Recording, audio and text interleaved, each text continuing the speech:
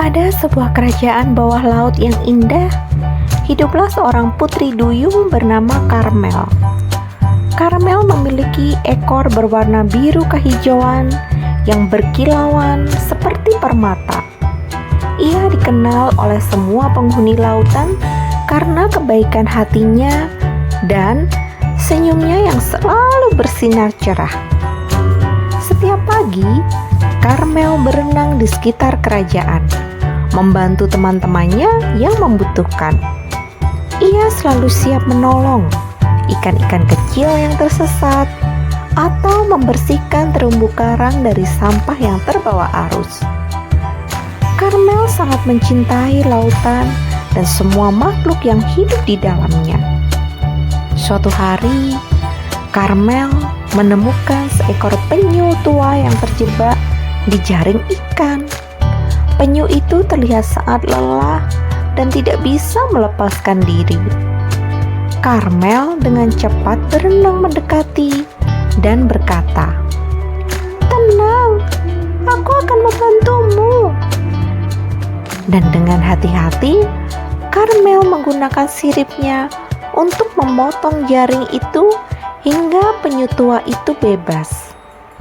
"Terima kasih, Carmel," kata penyu tua dengan suara yang lemah. "Kamu telah menyelamatkan nyawaku. Aku tidak tahu bagaimana cara membalas kebaikanmu." Carmel tersenyum lembut dan menjawab, "Kamu tidak perlu membalas apa-apa. Aku senang bisa membantumu. Yang penting, kamu sekarang sudah aman." Kebaikan Carmel tidak hanya dikenal di lautan, tetapi juga sampai ke telinga para nelayan di darat. Mereka sering mendengar cerita tentang putri duyung baik hati yang selalu siap menolong makhluk laut yang kesulitan.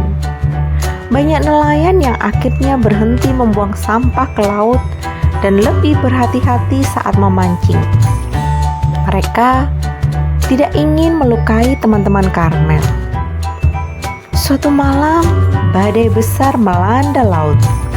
Ombak tinggi dan angin kencang membuat banyak makhluk laut ketakutan dan mencari tempat berlindung.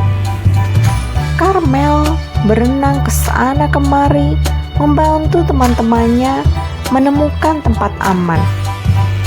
Ia juga menemukan sebuah kapal kecil yang terombang-ambing di tengah badai.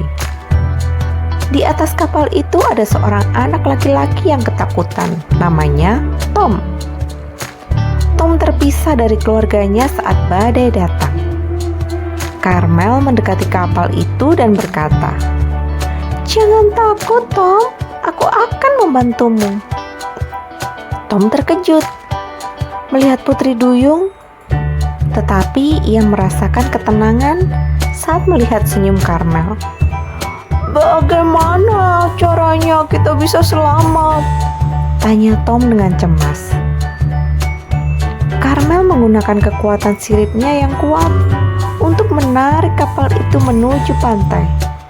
Meskipun badai terus mengamuk, Carmel tidak menyerah.